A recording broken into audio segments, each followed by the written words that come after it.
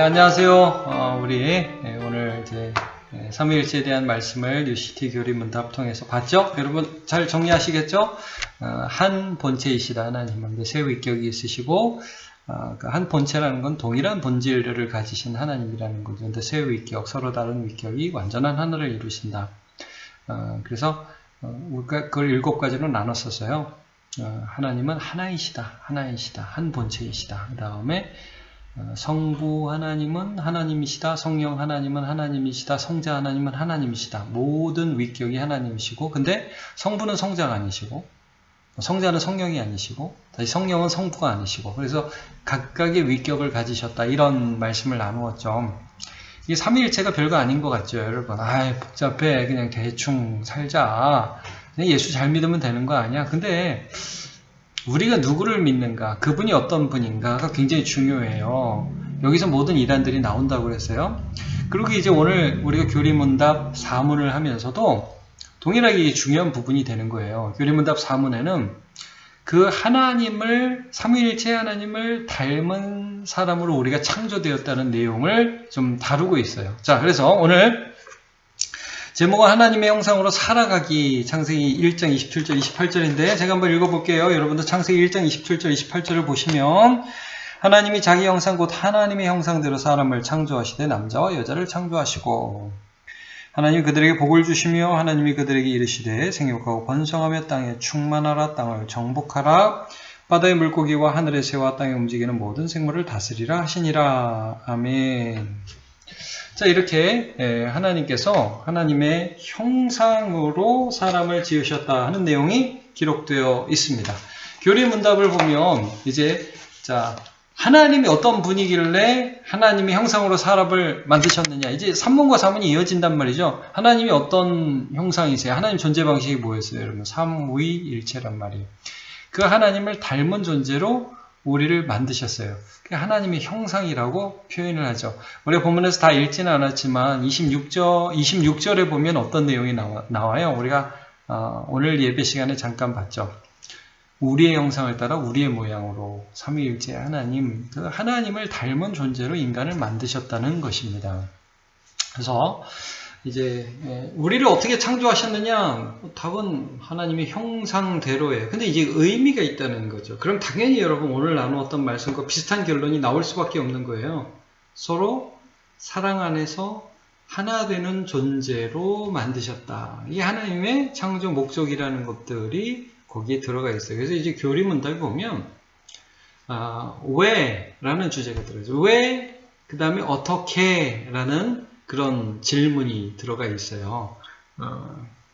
당연히 어떻게는 이제 남자, 여자, 하나님의 형상인데 남자, 여자. 그리고 왜?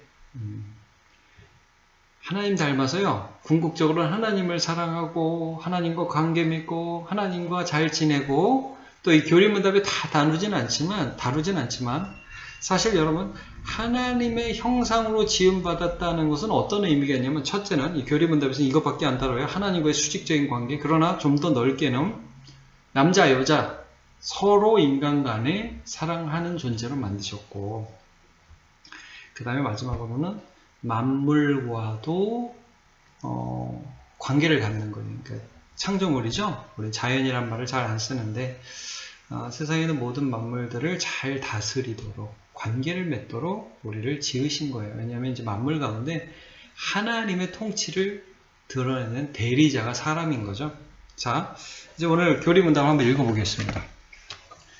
하나님 우리를 어떻게, 왜 창조하셨습니까? 어떻게의 문제요? 왜가 나오는데, 어떻게에 대해서는 뭐라고 했어요? 하나님은 자신의 형상을 따라 남자와 여자로 우리를 창조하셨습니다. 이게 어떻게예요? 근데 이제 우리가 오늘 다룰 때는 어떻게보다 왜를 먼저 다룰 거예요. 일단 어떻게는 이거라고 그랬어요.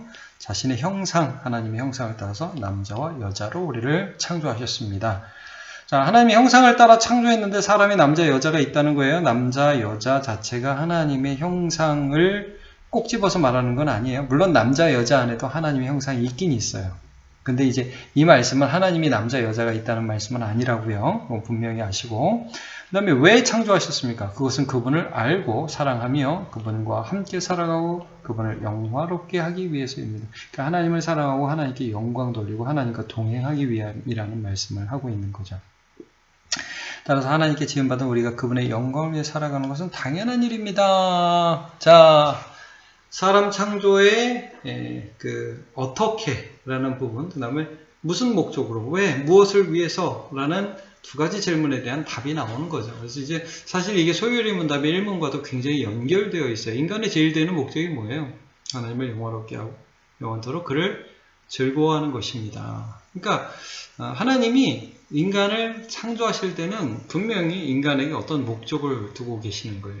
그리고 그 목적을 이루기 위해서 이러이러한 모습으로 사람을 만드셨다. 이게 있는 거죠. 그래서 삼위일체 하나님이 중요한 거예요. 삼위일체 하나님을 닮은 사람으로 우리가 창조되었기 때문이죠. 자, 그러면 오늘 우리가 먼저 왜라는 부분을 살펴볼 거예요. 그래서 왜 하나님이 우리를 창조하셨지? 여기 이제 교리문답 보면 이렇게 나왔다고 그랬죠, 여러분? 두 번째 부분. 우선 그분을 알고 사랑하며 그분과 함께 살아가고 그분을 영화롭게 하기 위해 해서입니다. 하나님과의 관계를 말하는 거예요. 그러니까 사랑하기 위해서. 그러니까 하나님이 사람을 창조하는 것은 하나님이 말하자면 이 사랑이신데 그 사랑을 나누어 주고 싶으신 거예요. 그래서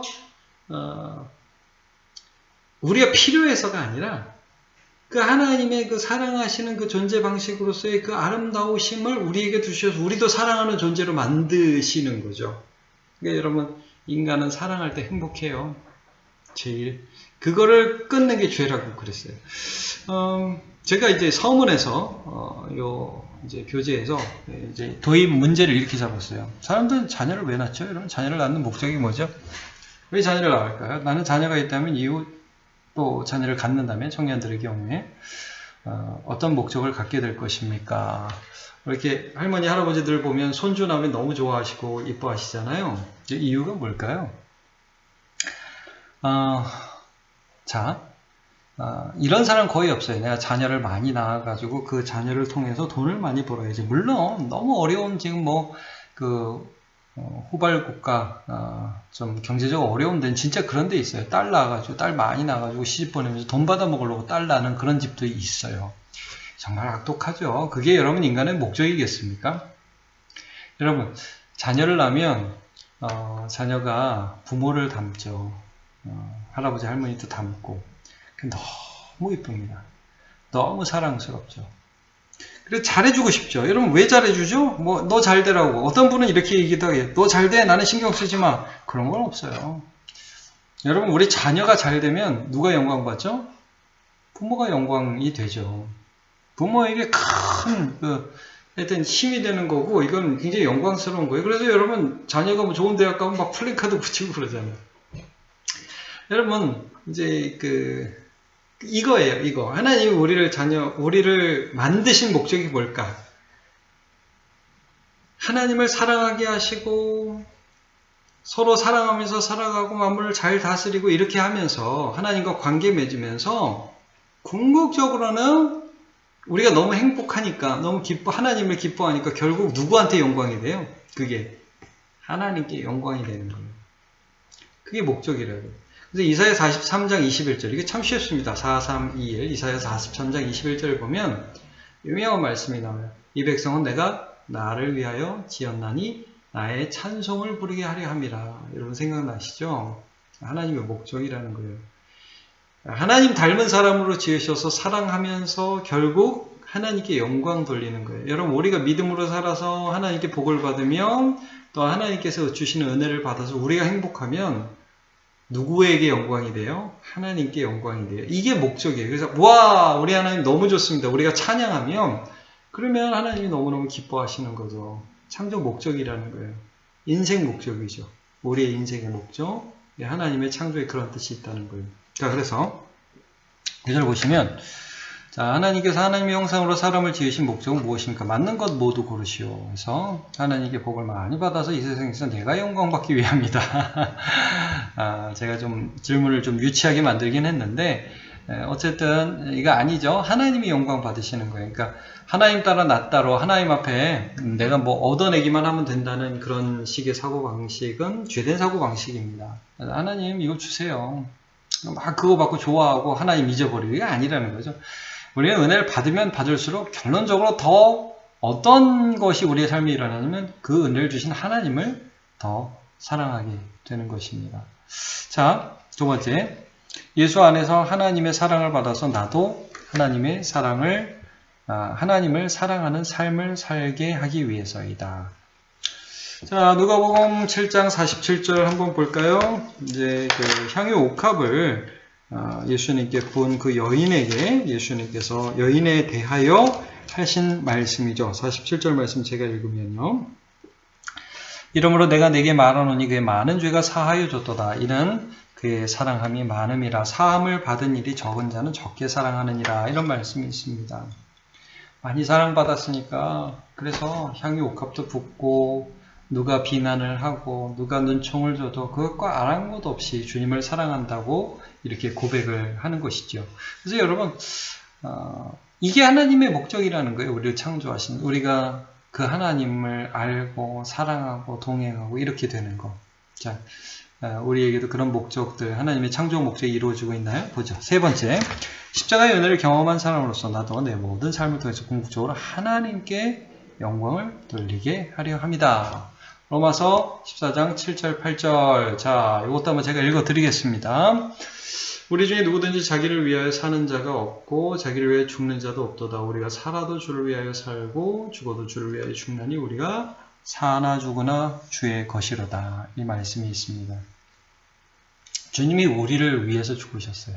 그래서 우리도 주님을 위해서 삽니다. 자, 너희는 너희 자신의 것이 아니라 너희 몸으로 하나님께 영광을 돌리라. 여러분 이 말씀 기억하십니까? 제가 한번 거기 어디 있는지 말씀을 좀 드리도록 할게요. 고린도전서 6장 20절입니다. 19절부터 읽으면요. 고린도전서 6장 19절 20절. 너희 몸은 너희가 하나님께로부터 받은 바 너희 가운데 계신 성령의 전인 줄을 알지 못하느냐? 너희는 너희 자신의 것이 아니라 값으로 산 것이 되었으니 그런즉 너희 몸으로 하나님께 영광을 돌리라. 이런 말씀이 나옵니다. 하나님께 영광을 돌리라. 자, 여러분 믿음으로 아브라함이 궁극적으로 하나님께 영광을 돌렸죠. 그러니까 우리 인생을 하나님이 창조하신 목적이 있어요. 하나님을 사랑할 수 있는 존재로 만드신 거예요. 사람을 사랑할 수 있는 존재, 만물을 다스릴 수 있는 존재로 만드신 거예요. 이유는 이거예요. 그것을 통해서 궁극적으로 하나님께 영광을 돌리기 위함이라는 거죠. 이 목적 우리 잘 좀 기억했으면 좋겠습니다. 자, 2번 문제로 좀 가볼까요? 이제 어떻게 답은 우리가 본 것처럼 남자, 여자 우리가 여기서 봤죠? 그것은 그분을 사랑하며 그분과 함께 살아가고 그분을 영화롭게 하기 위해서입니다. 위에 이 부분이 있다 이거예요. 하나님은 자신의 형상을 따라 남자와 여자로 우리를 창조하셨습니다. 어떻게에 대한 답이에요.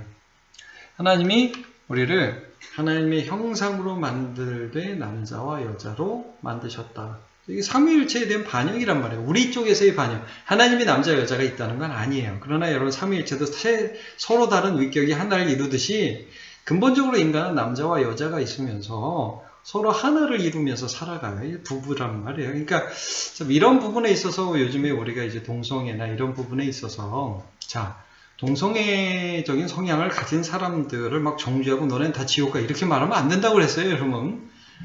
그분들을 사랑하고 잘 예수 믿을 수 있도록 우리가 도와줘야죠. 그러나 그것도 뭐 사람의 하나의 형태야, 사람의 존재 방식 중에 하나야 라고 보지는 않습니다. 이제 그런 부분에 있어서는 우리가 분명히 해야겠죠. 하나님의 창조 질서는 남자와 여자가 하나 되는 그런 방식으로 지음받아서 우리가 이제 살아가고 있는 것이죠. 다시 말씀드리지만 그러나 혐오나 정죄로 가지 맙시다. 그것은 기독교인의 바른 태도가 아닙니다. 우리가 술 취하는 거 분명히 성경에서 죄라고 그러는데 술 취한 사람 보고 너네들은 지옥 가 막 그러지 않잖아요.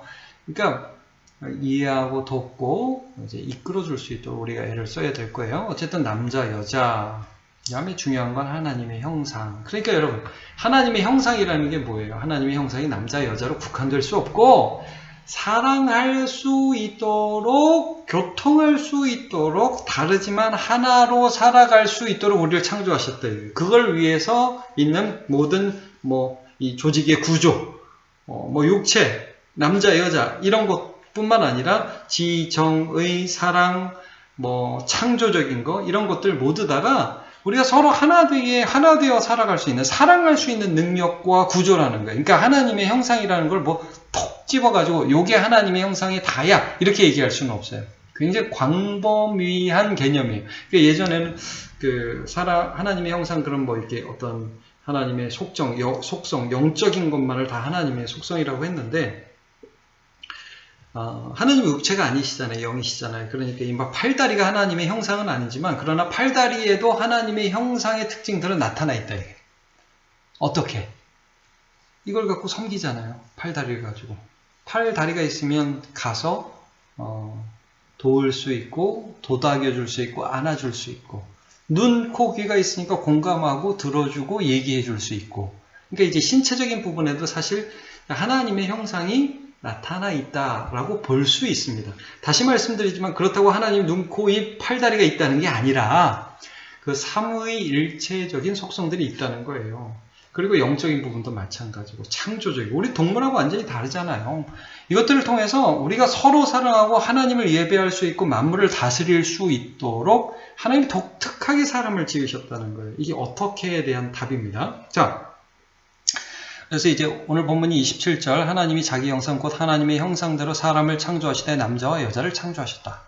하나님이 창조하셔서 남자와 여자가 서로 사랑하도록 그러니까 사람끼리 사랑하도록 그리고 28절에는 어떻게 나와 있어요? 하나님이 그들에게 복을 주시며 하나님이 그들에게 이르시되 생육하고 번성하여 땅에 충만하라 땅을 정복하라 바다의 물고기와 하늘의 새와 땅에 움직이는 모든 생물을 다스리라. 정복하고 충만하고 다스리라 이런 말씀이 나오죠. 이 말은 막 억압하고 폭군처럼 행하라가 아니라 그렇게 잘 다스려서 질서를 유지하는 하나님의 대리자로서의 사명을 말씀하는 거예요. 그래서 여러분 시편 8편을 지금 읽지는 않지만 사람을 하나님보다 조금 못하게 하셔서 만물을 다스리게 하셨다는 말씀이 거기 나옵니다. 그래서 옛날에 여호와 우리 주여 주의 이름이 온 땅에 어찌 그리 아름다운지요 라는 찬양이 있었습니다. 온 세상에 하나님의 창조물을 만드시고 그리고 인간을 그 창조물을 다스릴 수 있는 하나님의 대리자로 만드셨다는 거예요. 그래서 하나님의 형상이에요. 여러분 사람이 하나님의 형상이에요. 하나님이 계신 것을 뭘 보면 알까요? 인간을 보면 안다. 이거예요. 인간 안에 하나님의 존귀와 신성이 드러나 있다. 로마서 1장에도 분명히 말씀하죠. 만물 안에 하나님의 신성이 드러나 있어요. 근데 그 중에 제일 꽃은 인간이에요. 근데 여러분 그 인간이 타락으로 말미암아 하나님의 형상을 잃어버렸어요. 완전히 잃어버리지 않고 우리가 이제 어떻게 얘기하냐면 많이 깨졌다. 좀 고장났다. 사랑해야 되는데 손 가지고 선물 주고 섬겨야 되는데 이 손 가지고 때리잖아요. 눈을 가지고 상대방의 아픔을 보고 듣고 그래야 되는데 귀는 막아버리고 귀는 좋은 말만 듣고 눈은 막 흘겨뜨고 막 입으로는 악담을 하고 막 그러잖아요. 이게 하나님의 형상이 어그러졌다. 좀 고장났다. 이렇게 말을 해요. 그래서 하나님이 우리의 이그러진 하나님의 형상을 온전히 회복시키기 위해서 하나님의 형상을 진짜 보여주셨는데 그분이 예수님인 거예요. 자, 고린도후서 4장 4절. 요 구절 중요합니다. 고린도후서 4장 4절 중요합니다. 이거 한번 보시죠. 자, 제가 읽을게요. 그 중에 이 세상의 신이 믿지 아니하는 자들의 마음을 혼미하게 하여 그리스도의 영광의 복음의 광채가 비치지 못하게 함이니 그리스도는 하나님의 형상이니라. 아멘. 하나님의 형상이라는 말씀을 하고 있어요. 굉장히 중요하죠. 예수님이 하나님의 형상이에요. 이게 물론 우리 인간이 모두 하나님의 형상인데 형상을 많이 잃어버렸어요. 온전한 하나님이 어떤 분인지를 보여주신 분이 예수님이에요. 그래서 여러분 예수님을 보면 하나님 아버지를 우리 인간 대표자로서 이 땅에 오셔서 하나님 아버지를 사랑하죠. 정말 하나님 아버지를 사랑하죠. 진짜 하나님이 계신지 예수님 보면 알 수 있게 되죠. 예배하죠. 기도하죠. 순종하죠. 죽기까지 복종하시죠. 자, 사람을 또 사랑하죠. 예수님 보시면. 여러분, 어린아이를 안아주시고 여자를 무시하지 아니하시고 죄인과 함께 식사하시고 세리와 창기들을 받아주시고 제자들을 이해하시고 사람을 사랑하세요. 만물을 다스리시죠. 폭풍과 풍랑을 잔잔케 하시고 귀신을 내쫓으시고 그분이 말씀하시면 만물이 순종해요. 원래 이게 인간의 창조 목적이었는데 그걸 예수님이 잘 보여주십니다. 온전한 하나님의 형상을 보여주시고 이제 우리가 예수 믿는다는 건 뭐냐면 우리가 하나님의 형상을 많이 잃어버렸어요. 맨날 싸우고 사랑하고 예배해야 할 존재가 하나님을 예배하지 않고 쾌락과 돈을 예배하고 서로 싸우고 만물을 막 폭정으로 다스리고 그러니까 코로나 나오는 거고 그러니까 전쟁 나는 거예요.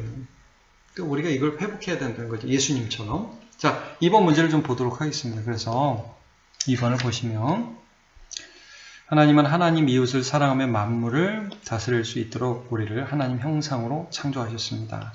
비록 타락으로 우리가 하나님의 형상을 많이 잃었지만 예수님은 참 하나님의 형상을 보여주셨습니다. 내가 본받고 싶은 예수 안에서의 하나님의 형상을 골라봅시다. 그래서 우리가 예수님 이런 모습을 본받고 싶어요. 내가 하나님의 형상을 참 많이 잃어버렸는데 이런 면에서 예수님을 본받고 싶어요 하는 게 있다면 찾아봅시다. 1번 하나님 아버지를 사랑하고 동행하고 새벽 미명에 한적한 곳에 기도하신 예수님에 대한 말씀이 나와요. 죽기까지 복종하신 모습. 하나님을 사랑한 거예요. 하나님을 예배한 거예요. 예배자로 사신 예수님, 순종하신 예수님의 모습이 보여요. 여기에 하나님의 형상이죠. 여러분 하나님의 형상일 때는 제가 오늘도 말씀드렸지만 이 땅이 창조되기 전부터 하나님 아버지와 아들 하나님 성령 하나님은 사랑하셨어요. 아마 이 땅에 오시기 전에도 아들이신 성자께서는 성부 하나님께 순종하셨을 거예요. 우리가 그걸 성경에서 구체적으로 기록하지 않아서 모르지만 그래서 우리 모두가 참 이런 모습을 또 본받아야 되겠는데 내 예배 생활이나 하나님을 사랑하는 모습을 먼저 돌아보면 좋을 것 같아요. 두 번째 보도록 하죠. 죄인을 용서하시고 제자들의 발을 씻기시며 어린아이를 안아주신 섬김. 그래서 어린아이들이 내게 오는 것을 금하지 말라는 말씀을 하고 계시죠. 나는 내 옆에 있는 사람을 사랑하는가. 이제 그걸 늘 고민해보죠. 저는 이런 걸 생각해 볼 때 여러분 너무 멀리 말고 그냥 가족부터 한번 생각해 보셨으면 좋겠어요.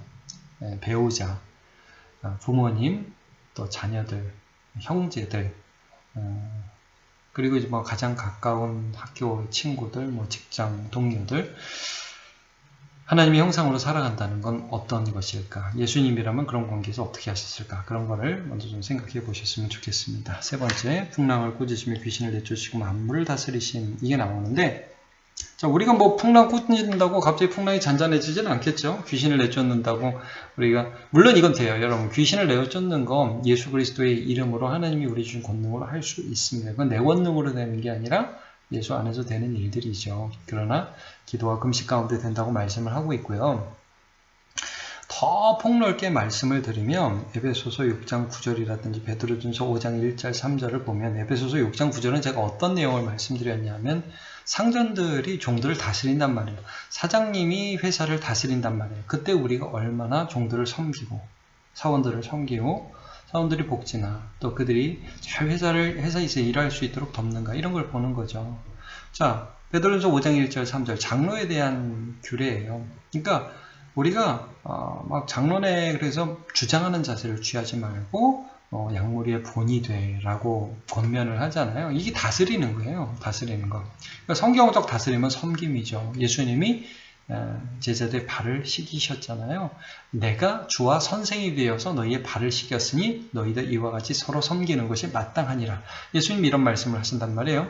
그러니까 우리가 이 땅에서 다스린다는 게 하나님의 형상으로서 다스린다는 게 어떤 의미가 있는지 생각해 보면 좋을 것 같아요. 나이가 들수록 우리가 어떤 중간 관리자의 입장에 설 때가 많이 있잖아요. 저도 담임 목사니까 교육자들을 섬기고 성도들을 섬기고 여러 일들을 하죠. 그때 우리는 정말 하나님의 마음으로 섬기고 있는가 그것들을 좀 돌아보면 좋겠다 그런 생각을 합니다.